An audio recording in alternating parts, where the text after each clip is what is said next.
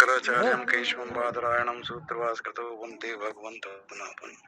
ईश्वरो गुरुरात्मेति मूर्तिभेद विभागिने व्योमवद्व्याप्तदेहाय दक्षिणामूर्तये नमः। ओम शांति शांति शांति। वसुदेव सुतं देवं कंसचारुणमर्दनं देवकी परमानंदं कृष्णं वन्दे जगद्गुरुं। ओम कृष्णाय वासुदेवाय हरे परमात्मे प्रणत कृष्णाय गोविंदाय नमो नमः। ओम श्री परमात्मने नमः। श्रीमद् भगवद गीता चतुर्थ अध्याय। श्री भगवान वास बहुने में भी तीतानि जन्मानि तपचार्जुन तान्यम वेद सर्वाणि नैतम वेद तप अजोपि सन्नव्यात्मा भूतानाम ईश्वर प्रकृतिम स्वामधिष्ठा संभवात आत्माया यदा यदा हि धर्मस्य ग्लानिर्भवति भारतः अभ्युत्थान धर्मस्य तदात्मानं सृजाम्यहम्। परित्राणाय साधूनां विनाशाय च दुष्कृतां धर्म संस्थापनार्थाय संभवामि युगे युगे। जन्म कर्म च मे दिव्यम एवं विवेति तत्वतः त्यक्ता देहं पुनर्जन्म नैति मामेति सोच। वीतराग भया क्रोधा मनमया मामुपाश्रिता वैभव ज्ञान तपसा पूता मदभावनागता ये तामां प्रपदन्ते तांस्ते भजाम्यहं मम वर्तानुवर्तन्ते मनुष्यापास्यं सज्जय। तो वो सारस्वत जी अभी बोल रहे थे बुद्धि युक्त हो जाती, कर्ता भोक्ता जिसके अंदर नहीं होता, केवल साधक को किसी तरह से जब उसे अपने स्वरूप का बोध हो जाता है, जो कल रामचरितमानस की बात चल रही थी कि जहाँ तत्व ज्ञान हो जाता है, बिना तत्व ज्ञान के समता में स्थिति नहीं होती। जब तक तत्व ज्ञान नहीं होता तब तक अपने तत्व ज्ञान का मतलब उस तत्व का ज्ञान हो गया कि मेरा जो आत्मा है उसका जो स्वरूप है वो क्या है। उस जो आत्मा रूपी तत्व है, आत्मा उस तत्व का है, उस तत्व का जब ज्ञान हो जाता है और ये लगता है कि यही मेरा वास्तविक स्वरूप है, तो जब अपने वास्तविक स्वरूप का बोध हो जाता है तो सुकृत और दुष्कृत, ये जो पुण्य और पाप, ये सब प्रकृति में है, क्रियाएं प्रकृति में होती हैं।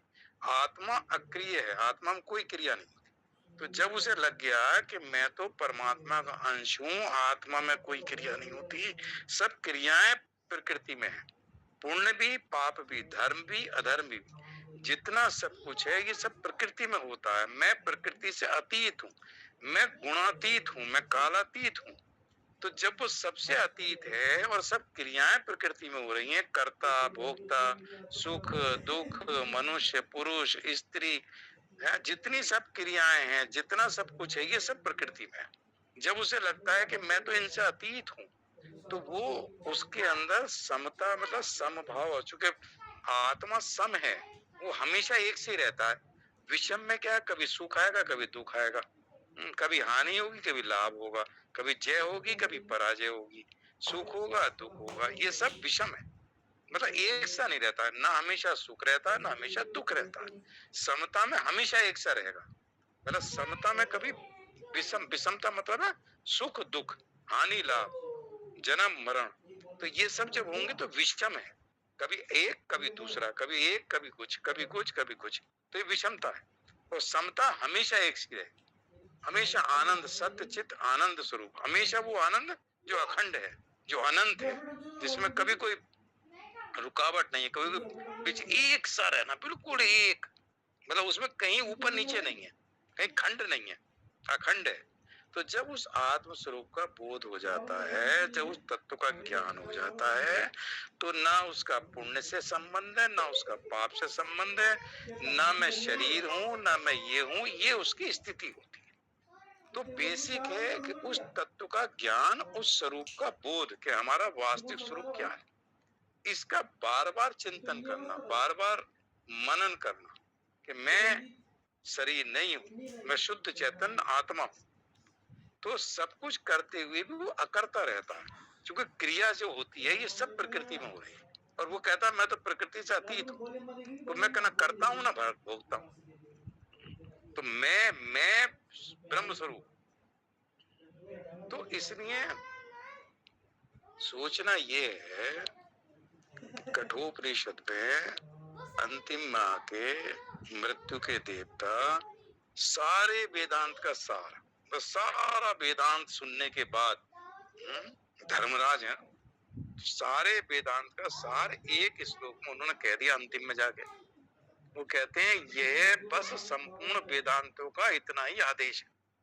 तीसरी बल्ली में 15वें मंत्र में कहते हैं कि संपूर्ण वेदांतों का, वेदांतों का शब्द इस्तेमाल किया, संपूर्ण वेदांतों का मतलब जितने भी वेदांत हैं, वेदांत मतलब उपनिषद, वेदों का अंतिम भाग उपनिषद है, तो सारे उपनिषदों का जो आदेश है, जो मनुष्य को जो ज्ञान रूपी जो आदेश है कि क्या होना चाहिए, तो उसको एक सेंटेंस में कहते हैं यथा सर्वे प्रवदंती हृदय से ग्रंथियां, हृदय की जितनी ग्रंथियां हैं जब सब छूट जाती हैं, सबसे मुक्त हो जाता है, सारी ग्रंथियों का छेदन हो जाता है, उस समय ये मरण धर्मा व्यक्ति अत मृत्यु अमृतो, ये मरण धर्मा व्यक्ति अमरता को प्राप्त हो जाता है। ऐसा सारे वेदांतों का आशय है, जितने वेदांत हैं, जितने उपनिषद हैं, उनका आशय है कि जब हृदय की संपूर्ण ग्रंथियों का हो जाता है, जब हृदयों की संपूर्ण ग्रंथियों का छेदन हो गया तो मनुष्य अपने स्वरूप में स्थित हो जाता है। हृदय की ग्रंथि का मतलब है बुद्धि की ग्रंथियां, जो बुद्धि की गांठें, जो बुद्धि है, हृदय मतलब बुद्धि की ग्रंथियां, ग्रंथियां तो बुद्धि में पड़ी हुई, तो ये बुद्धि की ग्रंथियां सब छूट गई, खुल गई, छेदन हो गया, सब छूट गई, सब समाप्त हो गई, तो कोई गांठ नहीं बची, तो मुक्त है। गांठ बंधन है, जो ग्रंथि है वो बंधन है, तो सारी ग्रंथियों का छेदन हो गया, सब ग्रंथि खुल गई, हम मुक्त हो गए। तो सारे वेदांत का आशय क्या, मुक्ति, कि जन्म मरण से मुक्ति, सब चीज से मुक्त हो, सब चीज से मुक्त हो गया, मतलब कहीं बंधा हुआ नहीं, एक भी गांठ नहीं रही। तो इसको भगवान कहते हैं, तो इसकी जो बुद्धि है वो ऐसे व्यक्ति की व्यवसायत्मक है, इसको बुद्धि युक्त कहा है। सांख्य बुद्धि है, योग बुद्धि की बात चल रही थी। तो जब ग्रंथि कहाँ है, ग्रंथियां जो हमने अपने आप को बांध रखा है, मैं शरीर हूं, मैं बीके शर्मा हूं, मैं ब्राह्मण हूं, मैं पति हूं, मैं पिता हूं, मैं ये हूं, मैं डायरेक्टर हूं, मैं फलाना हूं, मैं दिमाग हूं, इतनी सारी हमने अपने आप को बांध दिया। इन बंधनों के साथ हम इस संसार में फंसे हुए हैं। जब इन बंधनों से हटते हैं तो मुझे विवेक होता है कि मैं इन सबसे रहित शुद्ध चैतन्य आत्मा हूं। ये बंधन प्रकृति के हैं।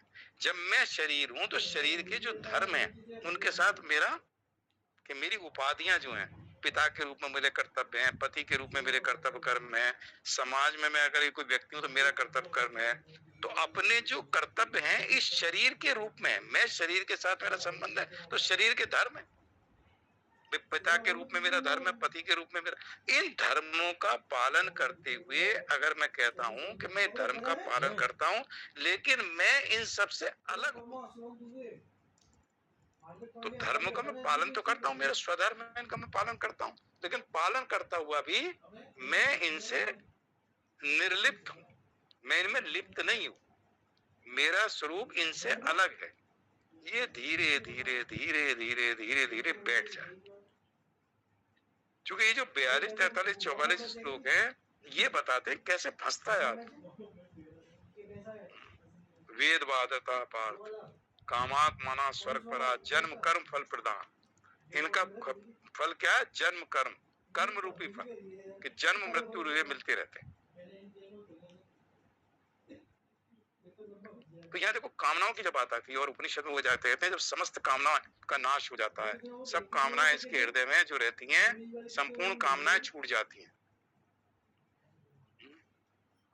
मतलब प्राण शक्ति अभी शरीर में है, हम सबके प्राण हैं, लेकिन इच्छा शक्ति समूल नष्ट हो गई। अब कोई इच्छा ऐसी नहीं है कि ये करना और वो करना, तो प्राण शक्ति के रहते हुए जब इच्छा शक्ति नष्ट हो जाती है तो मरण धर्मा व्यक्ति मुक्त हो जाता, अमर हो जाता, कोई इच्छा ही नहीं है। जब इच्छा नहीं, शरीर संसार में क्यों आओगे बताओ, संसार में आने की इच्छा नहीं है, मतलब क्या करूंगा मैं संसार में आके, अभी मुझे मकान बनाना है, मुझे ये करना, मृत्यु हो गई, इतनी इच्छाएं बची हुई है, तो मकान बनाने के लिए आना पड़ेगा, ये करने आना पड़ेगा, अब मुझे कुछ करना ही नहीं है। जब मेरे कुछ करने की इच्छा ही नहीं है, शरीर के निर्वाह के लिए भी इसलिए करता हूँ कि मुझे शरीर में प्रारब्ध के अनुसार मुझे शरीर में रहना है, तो इस शरीर की जो जरूरत है उसकी पूरी करता हूं। तो इच्छा शक्ति नष्ट हो जाए, प्राण शक्ति अभी बनी हुई है तो जन्म नहीं होगा। प्राण शक्ति समाप्त हो रही है और इच्छाएं अभी बची हुई हैं, इच्छा शक्ति अभी है, तो उस इच्छा की पूर्ति के लिए जन्म लेना पड़ेगा। ये सारे उपनिषदों का मतलब है कि इच्छाएं हमारी जो कामना है, कामात माना स्वर्ग परा, स्वर्ग की भी कामना अगर बची हुई है तो स्वर्ग भोग करने के बाद फिर आना पड़ेगा। कामात माना का एक शब्द है ये 43 में, कामात माना, कामनाओं में इतना रच पच गया है, इच्छाओं में इतना रच पच गया कि कामना रूप ही बन गया वो व्यक्ति। कामना ही कामना, कामना ही कामना, एक कामना है। वो जब आएगा 16वें अध्याय में, जब आसुरी संप्रदाय, आशा पास सतेरे बद्दा, इतनी आशाएं हैं उसमें फांसी की तरह बंधा हुआ है। अनेक चित्त विभ्रांता, चित्त उसका पूरी तरह भ्रमित हो चुका है।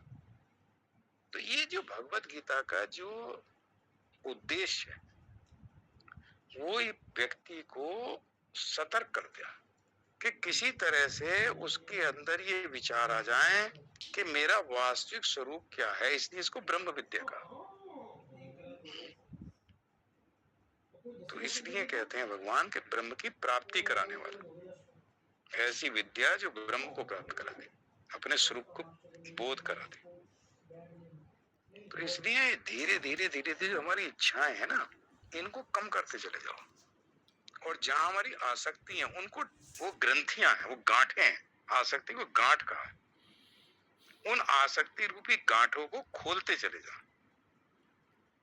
मतलब हमें ये लगे कि देखो हम पिछले जन्म में भी तो कुछ थे ना, पिछले जन्म के जो कुछ थे वो खत्म हो गया, इस जन्म के कुछ है वो अगले जन्म में नहीं रहेगा, लेकिन इस जन्म में हमने अपने आप को इतना बांध रखा है उन गांठों के द्वारा, उनके साथ कि मैं ये हूं, मैं ये हूं। पहले शरीर के शुरू हो जाता, शरीर से तो सबको यहाँ पता चल गया, क्षेत्र क्षेत्र कोई, सबको क्षेत्र क्षेत्र का ज्ञान है। तो ऐसा कोई व्यक्ति नहीं है कि मैं क्षेत्र नहीं हूँ, क्षेत्रक हूँ। क्षेत्रक भी इसलिए कहते हैं वो क्षेत्र के साथ संबंध के कारण। तो 42, 43, 44 श्लोक कल जो करते हैं ये बताएगा कि किस तरह से फंसते हैं। कितना बढ़िया शब्द एक आया अगले 44 में, भोग ऐश्वर्य प्रसक्ता ना, भोग और ऐश्वर्य में इतना आसक्त हो गया है कि वो सोचता है बस इस भोग के अलावा, कल बात हो रही थी कि इंद्रियां और इंद्रियों के द्वारा जो भोग करता है, क्योंकि जो इंद्रियों के देवता हैं उनकी तो भोग बुद्धि है भाई, देवताओं में भोग है, स्वर्ग में जो है वो केवल भोग है, अपने पुण्य कर्मों के हिसाब से जाके आप भोग करोगे।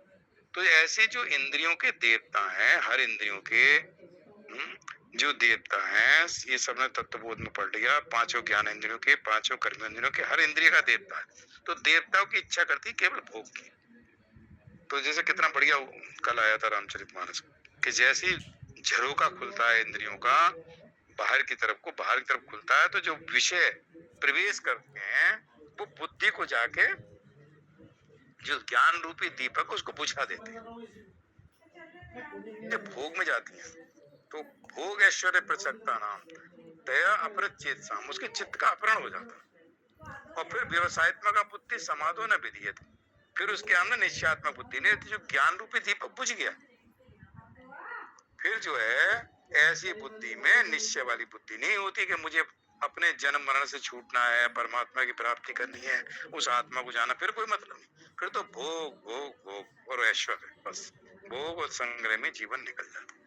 तो ये 42, 43, 44 लोगों को बताएंगे, उपनिषद में बताता है कि कैसे हमारी जो बुद्धि की ग्रंथियां हैं, जो हमारी गांठें बने बांध रखी हैं, मैं ये हूँ, दिन भर सबसे यही कहते रहते हैं, मैं ना होता तो ये ना होता, मैं ये हूँ, मैं ये हूँ, मैं ये हूँ, मैंने इतने मंदिर का मैं मैनेजर हूँ, इतना मैंने आश्रम बनवा दिए, इतना मैंने ये कर दिया। ये सब गांठ है, इनमें हम बंध गए, इनके साथ जो करा उसके साथ बंधे हुए हैं, छूट नहीं रहा। तो वो ग्रंथियां जो हैं जब तक वो नहीं होंगी, तो देखो क्या बढ़िया मुझे लगा ये शब्द है कि संपूर्ण वेदांतों का इतना ही आदेश है कि जिस समय इस जीवन में ही इस हृदय की संपूर्ण ग्रंथियों का छेदन हो जाता है, वो ग्रंथियों का छेदन है जो बुद्धि की संपूर्ण ग्रंथियां, तो दृढ़ बंधन है, वो जो अविद्या से उत्पन्न होते हैं, मैं शरीर हूँ, मैं ये हूँ, मैं ये हूँ, ये जो ग्रंथि, ये ग्रंथियां उपनिषद में एक और छंद, उसमें छांदोग्य उपनिषद में कहता है हृदय की ग्रंथियों से विमुक्त हो जाता, बहुत बढ़िया करके समझाया। लेकिन यहाँ और देखो उपनिषद का जो समाप्त करते हैं मृत्यु के देवता, यहाँ के समाप्त करते हैं, कि कैसे सारे वेदांतों का आशय, सारे उपनिषदों का आशय नचिकेता को बता दिया। तो इसलिए इन पर चिंतन थोड़ा करते रहना चाहिए, और चिंतन से ही काम होगा। जब बैठे तो थोड़ा ये सोचें, आंख बंद करके इनके ऊपर थोड़ा सा मनन करके कि मैं हूं क्या। तो जब मैं हूं, इसे एक आया इसमें आगे उपनिषद में कि जब मैं सोचता हूँ कि मैं तो शुद्ध चैतन्य आत्मा हूँ, मैं शरीर नहीं हूँ, ये बैठ के जब सोचते हैं आंख बंद करके कमरे में, ना कुछ प्रवचन सुन रहे ना कुछ, खाली सोच रहा है, और फिर सोचना बंद कर दिया, मैं तो शुद्ध चैतन्य आत्मा हूँ, मेरा इस शरीर से कोई संबंध नहीं है, ये नाते रिश्ते ये सब इस शरीर के साथ है। जब मैं शरीर ही नहीं हूँ तो मेरा नाते रिश्ते के साथ क्या संबंध है, मैं तो शरीर से ही अलग हूँ। शरीर तो प्रकृति के पंच महाभूतों से बना हुआ है। इसलिए इसमें विकार है, बीमारी है, परेशानियां हैं, सुखी है, दुख आएगा। जो विषमता है ना, तो सुख हमेशा नहीं रह सकता, दुख आएगा, दुख हमेशा नहीं रह सकता, सुख आएगा। तो ये सब आएंगे, आगम पाई है, दूसरे अध्याय में बता रहे आने जाने वाले हैं। मैं आने जाने वाला नहीं, मैं हमेशा रहता हूँ। आत्मा इससे पहले, आत्मा कभी उसमें कोई परिवर्तन ही नहीं। तो ये सोचते रहने से मेरे मन में ही आता कि देखो मैं क्या हूँ, और ये जब विचार करता है तो ऐसी वृत्ति बनती है, ब्रह्माकार वृत्ति। जब वृत्ति बनती है तो जो पाप है उनका वो नाश करती है, ब्रह्माकार वृत्ति। तो ऐसा कभी कभी दिन में बैठ कर जब समय मिला तो थोड़ा सा चिंतन कर। ओम पूर्णमदः पूर्णमिदं पूर्णात् पूर्णमुदच्यते पूर्णस्य पूर्णमादाय पूर्णमेवावशिष्यते। ओम शांति शांति शांति। श्री कृष्ण अर्पणमस्तु। हरि ओम तत्सत्। हरि ओम तत्सत्। जय श्री कृष्ण।